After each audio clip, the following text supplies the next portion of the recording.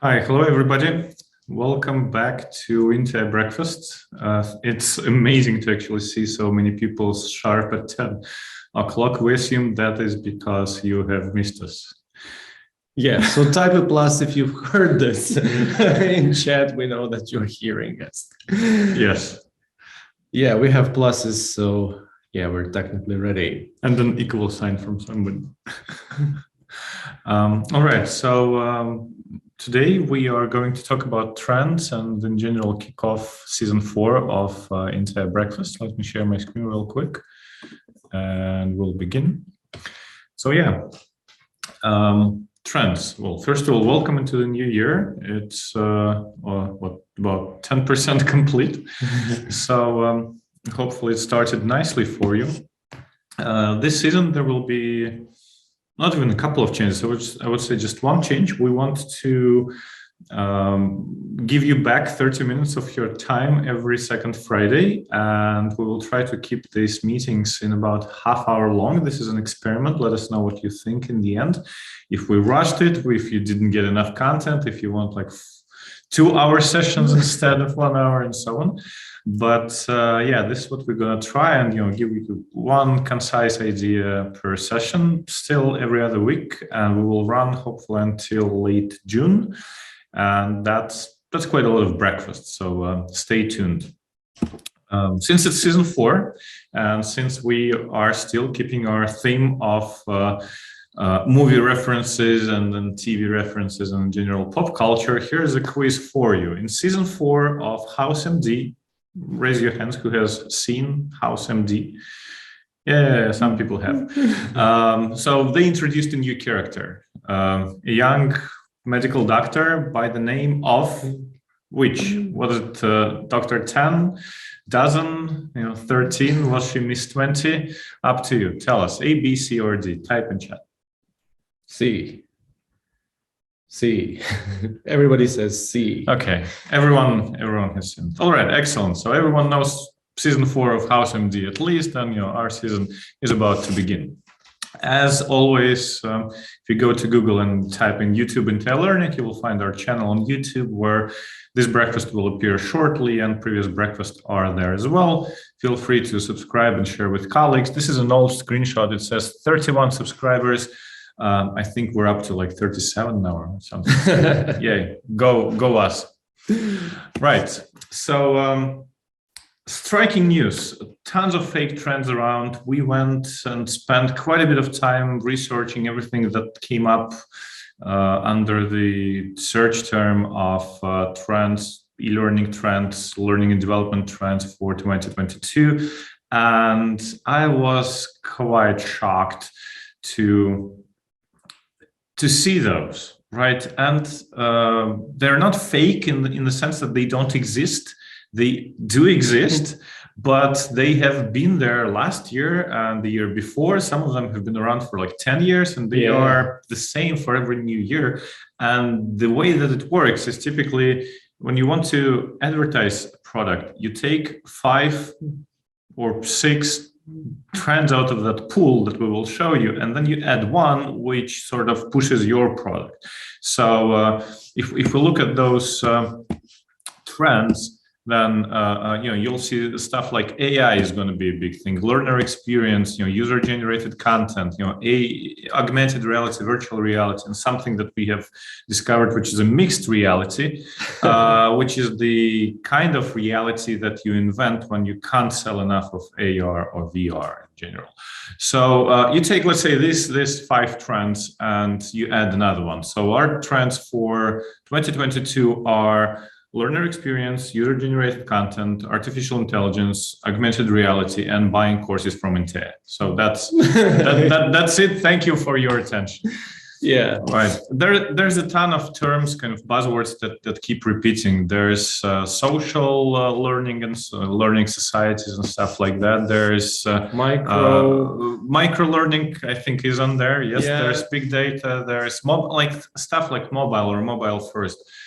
2022, guys, come on. And more importantly, it's not just the fact that everyone has a phone and whatnot, but we spend more time at home at desktop computers or laptops. We spend less time commuting. We spend less time somewhere in between meetings or during meetings and so on. We need less of mobile learning, if anything, right? If we, if there is one anti-trend, something that you don't need to invest heavily, I think in 2022, that would be mobile. But still, like a number of articles mentioned that there is adaptive, which I think was before INTEA came about. Yeah. And there's something that's actually a true trend, and we spoke about this a couple of times in the previous seasons.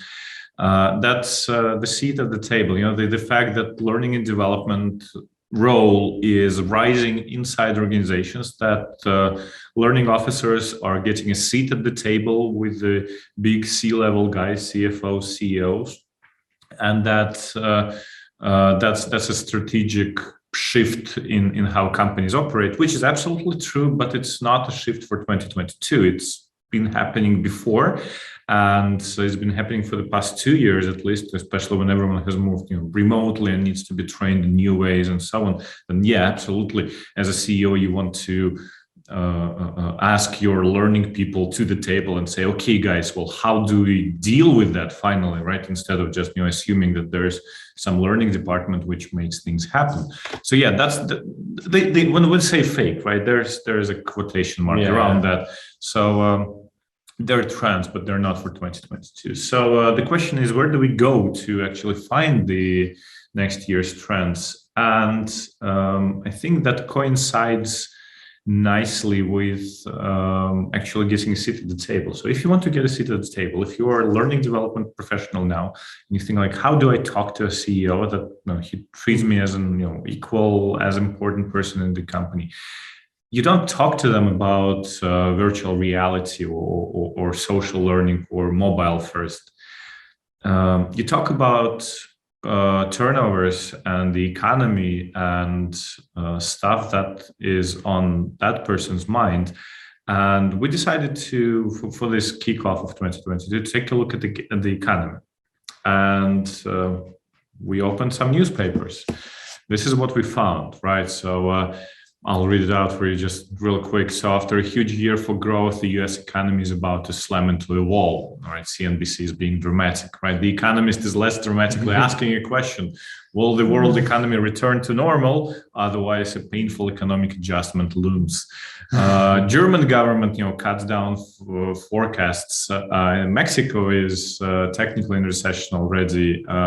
UK recession is inevitable, is imminent, according to a serious organization, but just one organization, and a stock market analytics website also promises us at least a deceleration. So it's a bleak outlook, I would say, at the economy. And basically, if you want to get ready for 2022, get ready for a recession. It might not happen, right? It might not happen, not necessarily, but it's better to be safe than sorry, right? So it's better to take your stock and see if you have any bottlenecks in your learning processes and identify those and fix those, because when the recession actually hits and it dawns on the C-level, on the mother company, or on whoever runs your budgets, for example, it'll be much harder to adjust at that point, right? So what we're going to do today is help you build this framework for stock taking, of assessing the current situation and identifying those gaps for being ready for a downturn if it happens, right? This is a slide that we've edited like 4 minutes ago and added this question mark. We decided really not an investment advice, right? Yeah. If we were on television, like there would be running lines saying that this is not an investment advice. Yeah. Do not short everyone. Yeah, absolutely. Yeah, but we are not macroeconomic analysts, but I think what we're trying to say here is that really, if your CEO asks you, so what are your plans with regards to learning and development?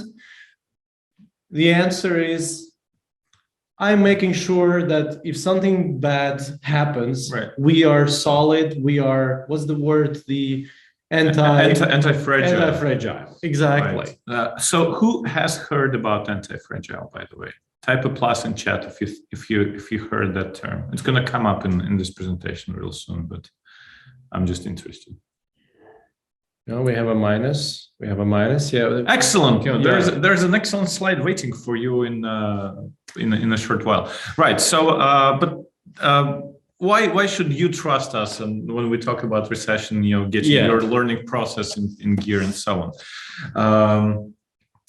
Well, do you remember 2008? Who here has been working in e-learning industry or learning and development or training in 2008 and 9, you know, when the crisis hit, the last crisis in the Western in the West economies? Yeah, that was pretty much everywhere. And that was actually 14 years ago. So the next one is, you know, according to pretty much any cycle. Student in university counts. Yeah. No. Students don't count. You probably were living with your parents and they were giving you money. It doesn't count at all.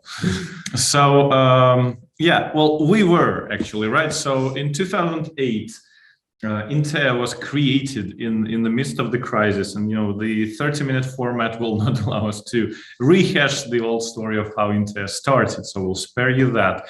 But I want to give you this quote by one of my favorite characters, is that, you know, it's Bane from Batman, actually, and he says to Batman that you merely adopted darkness and I was born in it and molded by it. And INTEA was born in a crisis, you know, born out of crisis, essentially. And we've seen how learning and development functions change when a crisis or economic downturn hits. And we're going to share this experience with you today and help you prepare for the worst of 2022, which hopefully does not happen. Yeah. Right. The concept is Anti-Fragile. It's a book by Nassim Taleb, and he's a famous writer, you know, Black Swan, stuff like that. And that is like Nassim Taleb is a great guy, but you know sometimes he takes a basic idea and writes a whole book about it, which is a talent in itself. So the idea is super simple. Ideally, there are a few kinds of organizations. So when a crisis hits, you know, there is a breaking point, and some organizations will go down and will disappear, right? So Nokia is off the face of the earth, for example. Thomas Cook, right? One of the companies has disappeared. Kodak has disappeared. You know, there was some breaking point, like invention of digital photography, and Kodak was not on board, right? There was a downturn in tourism globally, and you know, pretty much everyone stayed, but Thomas Cook didn't, right? Yeah. After what, 100 years of operations, something like that, and being the biggest in the industry. Yes, so there's a company that will go down. Some companies will take the hit and then will recover, and this is how most of them operate. But some companies will use that crisis to actually rise above and beyond their previous capability, maybe after a downturn, but they will be out. And that ability is termed anti-fragile. So there's fragile, you know, there's non-fragile, and there's anti-fragile, right? Something that you hit and it becomes stronger. We all want to be like that. You know, it's a deep book. It's a deep idea on, not a very deep book, but you know, it's a nice idea that's applicable not just to business, but to other areas of your life. But in essence, that's it. So how do you become anti-fragile in your learning and development? So let's look at your processes according to some framework. We needed a framework. The first that comes to mind is ADDIE. You know, it's so general; it covers basically everything. Yeah, and it covers kind of like the whole learning cycle of producing learning and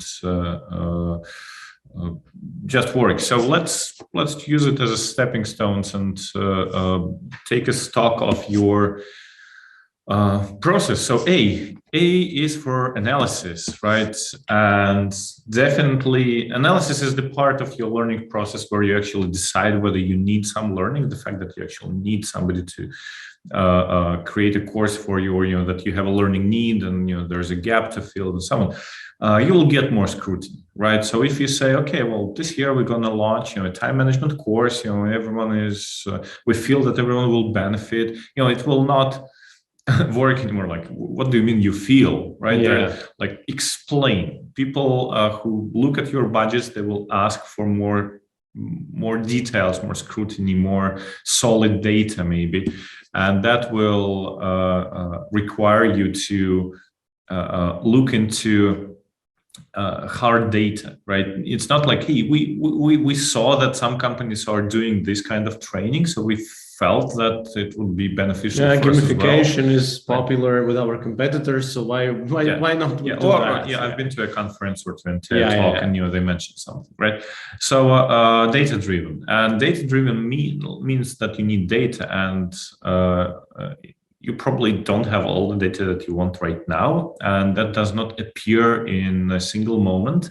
And difficult to get data kind of backdated, in the sense that if you go to your IT department and ask them for some kind of data for the past year, if they're unprepared and they never heard about this type of data, they will say, well, we don't know, we have no idea, we don't log this, we do not count this. Like, how many emails per day on average are sent in our system? And they're like, well, we don't know, like we don't count. We don't count. We can try and look at some logs, but they're not full and they don't take into account certain things. And so instead, if you come to them today and say, okay, for the next 3 months, I want to analyze how much emails are sent per day within our company, right? Or how many emails are in this or that language, for example. And they will say, well, we need to install certain software that will calculate the statistics for you, and in 3 months you will have a nice chart of whatever you wanted. So you will have that, but you have to kind of install it, or like introduce this, and then look into the future with this, rather than when you need it, come and try and get it. It won't work like that. And also, every time you will come to your bosses and ask them and for money on your next course, they will ask, like, is there a cheaper alternative? Right? Like, can't we do it over Zoom? Like, why do we need this platform? We already have a platform and so on. So these kind of questions will start popping up. So if you're not used to having to answer to those questions like every time, you will have to. Next is D. D is for design. And one thing that's going to change is your content bandwidth, right? Probably your team is going to become smaller. Hopefully not at your expense. We've seen how teams not just become smaller, but they get joined. You get more responsibilities. You've been responsible for learning in this part of your company. Now you will also take on learning for that part of the company, or there's partners who will you also take on board, and so on and so on. So you might find yourself doing more work with less resources, and you will be falling behind on the content, and the amount of content will also grow. We'll explain how in a sec. And you have to be ready for that, right? You have to think, okay, if I need to like double up my either capacity or production volumes, what do I do? What is my next step? Especially if it's not solvable by money. Yeah, so that's a good question. The other part is that probably there will be more power to subject matter experts. A lot of training will turn into, okay, well, Johnny here is a specialist on XYZ, so he will run this webinar, and that might be a good webinar, might be a terrible webinar. So it will happen a lot, right? Instead of doing a course, we'll just ask somebody to record a video, right? Yes. And that will mean a sharp decline in the quality of learning that you have to be prepared to control, right? To at least be in charge of what's happening, be on top of that, rather than just seeing that instead of your nice pretty learning in your corporation, you suddenly have a ton of people teaching everyone everything quickly because you don't have any other means to do so, right?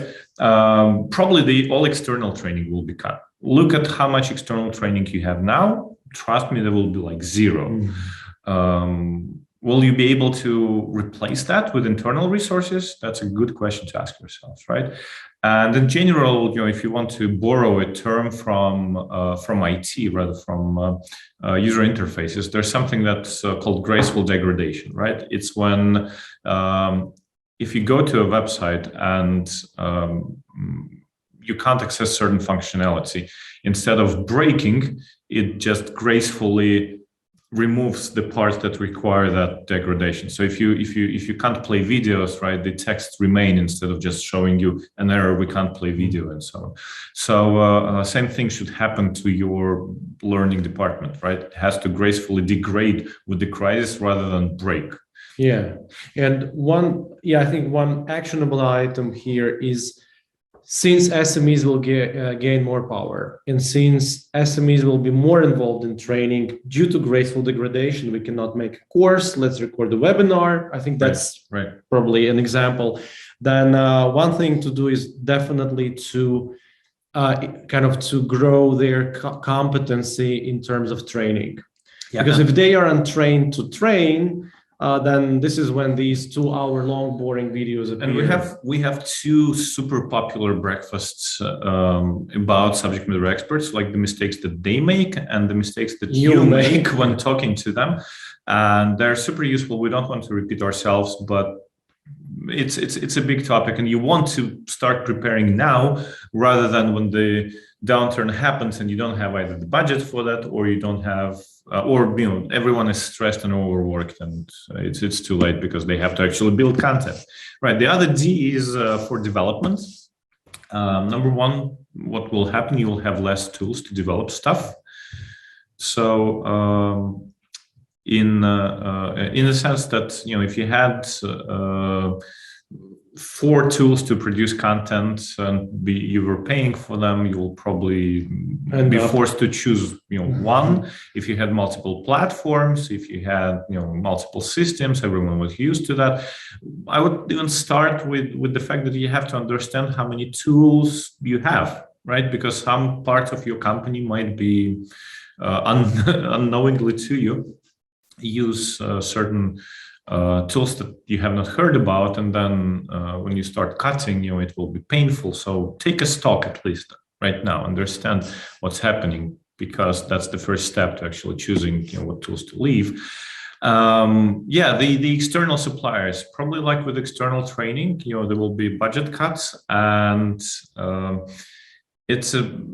you will have to find a way to work with external suppliers, not in the sense that, hey, we used to ask you to build 10 courses a year, now we will ask you for 5 courses this year.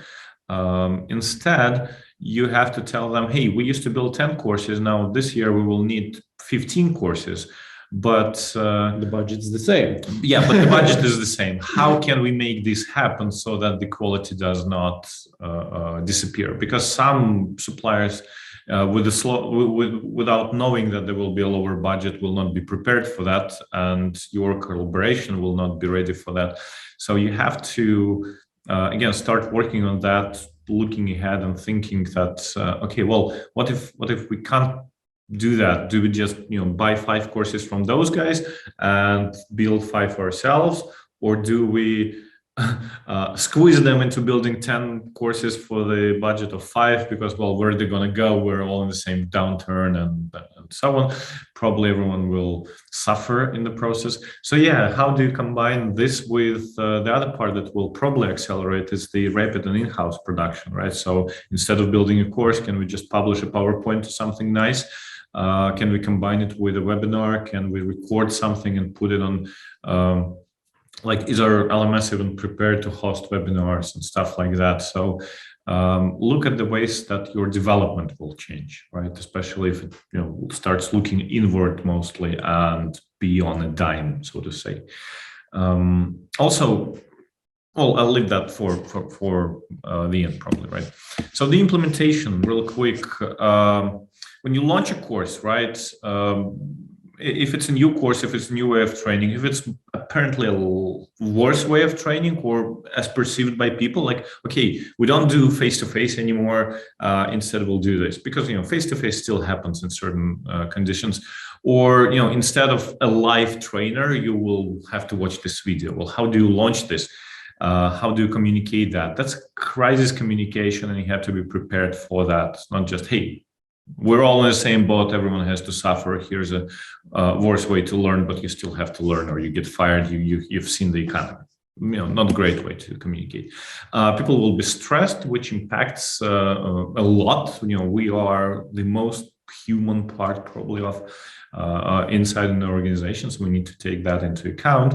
And there will be potentially even new learners, right? Despite the downturn, you will get outsourcers, right? You will move your back office to Ukraine. You will hire some company to do some work for you in Philippines.